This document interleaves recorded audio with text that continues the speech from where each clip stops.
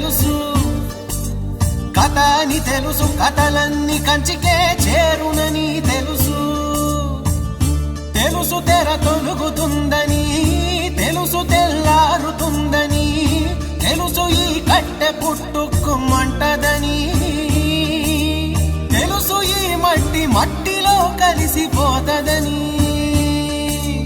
ఇన్ని తెలిసి ఇరకాటంలో పడిపోతావు ఎందుకని? మాయా